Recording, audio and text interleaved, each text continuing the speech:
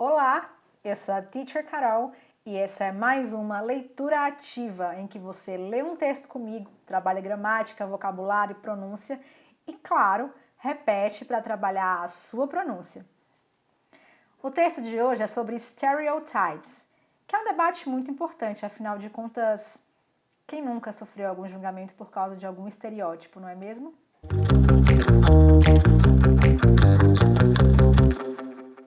Vamos comigo. A stereotype is a fixed idea that people have about what specific social groups or individuals are like, especially an idea that is wrong. Pessoal, se estiver muito rápida a minha leitura, eu sugiro que vocês voltem um pouquinho, reduzam a velocidade, deem play e vá pausando, tentando repetir comigo, tá? Vamos lá. Nesse parágrafo, eu tenho algumas coisas de pronúncia para comentar com vocês. A primeira é sobre o final ED dos verbos. O ED, ele tem uma pronúncia muito peculiar, porque nem sempre o som do E é dito, que é o caso do fixed. Não é fixed, é fixed, fixed, fixed. O E não existe, na verdade. Fixed, fixed, fixed, fixed, fixed. Ficou claro? Fixed.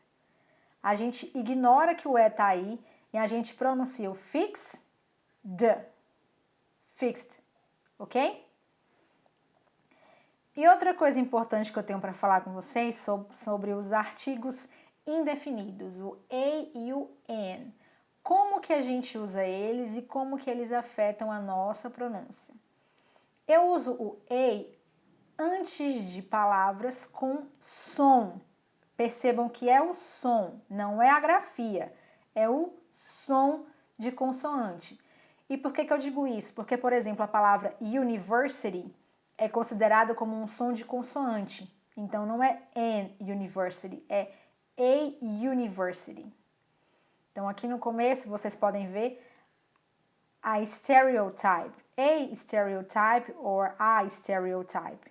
Eu tenho um som de consoante, o S, stereotype. Então, eu vou usar o A, perfeito? Já aqui mais embaixo, especially an idea, eu tenho o idea, que é uma palavra com o som de vogal. E vejam que é muito importante o som, porque, por exemplo, hour começa com H, mas eu não tenho um som de H, eu tenho um som de O, hour. Então, eu vou usar o N. E quando eu tenho, prestem muita atenção nisso, que isso é importante, tá? Quando eu tenho uma palavra encerrando em consoante e a seguinte, começando em vogal, acontece um fenômeno chamado liaison, em que esses sons se colam. Por isso que às vezes a gente tem essa sensação de que no inglês é difícil saber onde começa e onde termina uma palavra, porque elas vão se juntando, elas vão se colando. Então não é an idea, é an idea, especially an idea, ok? Vamos traduzir agora? A stereotype is a fixed idea that people have about what specific social groups or individuals are like.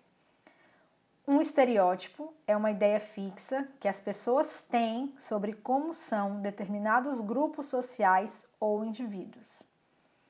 Especially an idea that is wrong. Especialmente uma ideia que é errada. Perfeito? Próximo parágrafo. All the terms that are associated with the term stereotype are prejudice and cliché.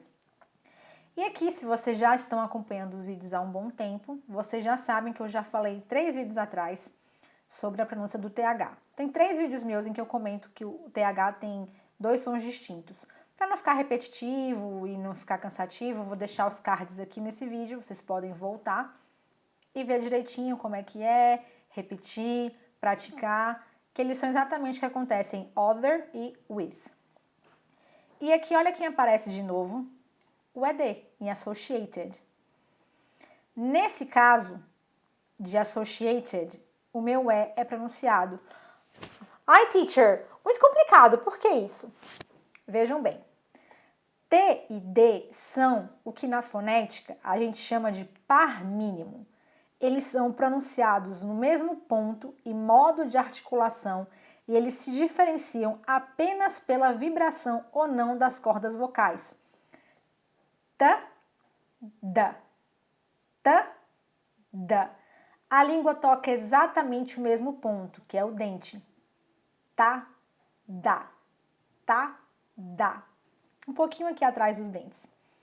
Só que no d, as minhas cordas vocais vibram. E no t, elas não vibram. É só colocar a mão ou aqui na cabeça ou tapar os ouvidos que vocês vão perceber essa vibração. Vocês vão sentir uma vibração acontecendo.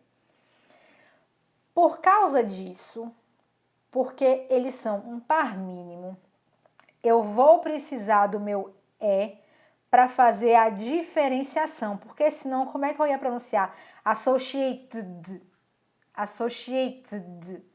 Percebam que tem não flui, fica uma coisa meio estranha acontecendo. Então eu preciso de uma letra intermediária para fazer essa ligação fluir e acontecer. E essa letra é minha letra E, que é a letra do final, que é a letra do sufixo ED. Então aqui é associated. A mesma coisa com needed. Needed. Eu tenho D, eu tenho D. Então eu preciso diferenciar essa pronúncia. Por isso o meu E é dito, ao contrário do fixed. Ok? Entenderam mesmo? De verdade? Olá, hein? Tô confiando. Vamos traduzir agora. All the terms that are associated with the term stereotype are prejudice and cliché. Outros termos que estão associados ao termo estereótipo são preconceito e clichê.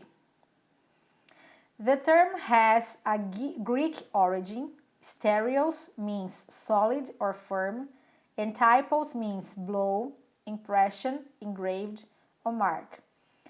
Aqui eu quero destacar para vocês has e means.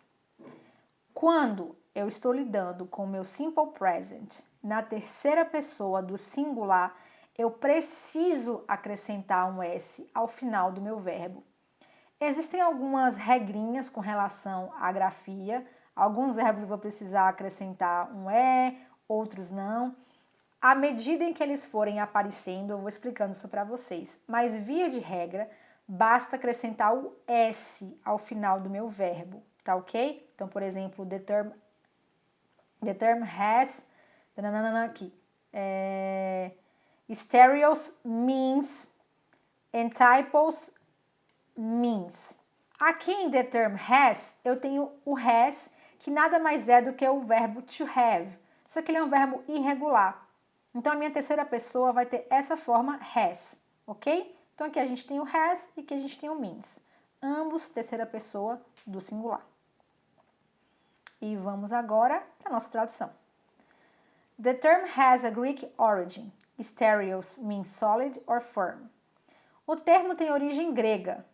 Stereos significa sólido ou firme.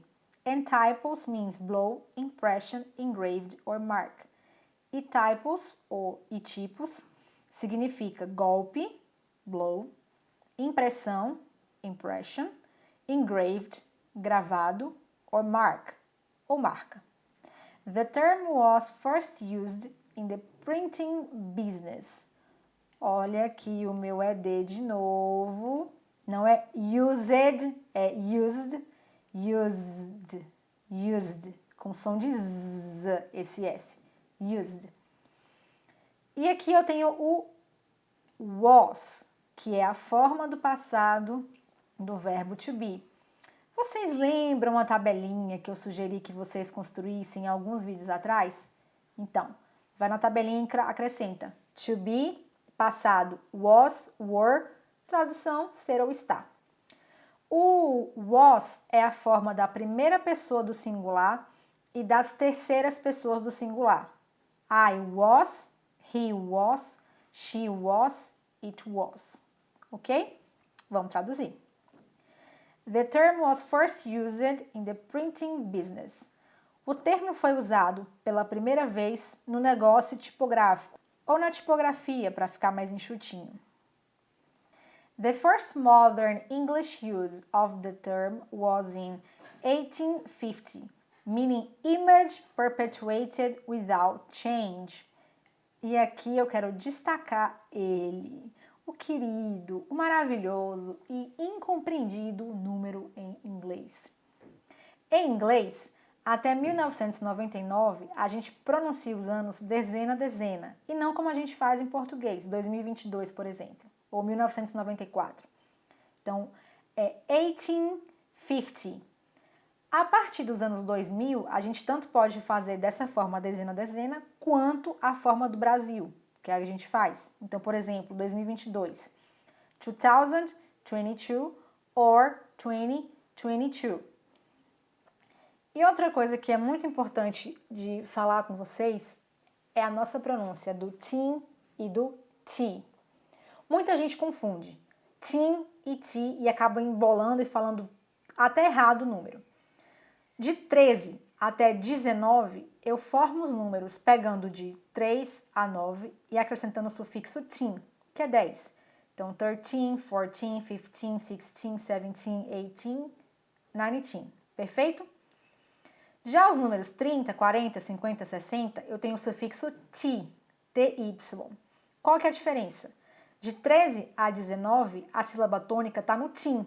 Então, por exemplo, 18, não é 80 ou 18, 18. Já 50, a sílaba tônica está no começo, está no fifth, não está no t. Então, 1850.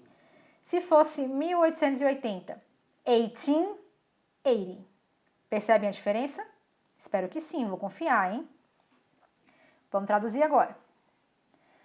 The first modern English use of the term was 1850. O primeiro uso moderno do termo em inglês foi em 1850, meaning image perpetuated without change, significando imagem perpetuada sem mudança. Gostaram do texto de hoje? Espero que sim. Se você gostou, dê aqui o seu joinha, manda para aquele seu colega que vai gostar muito do assunto de hoje, pode se beneficiar com o assunto. E se você tiver algum tema para sugerir, coloca nos comentários. De repente, sua ideia pode ser acatada e aparecer na próxima aula.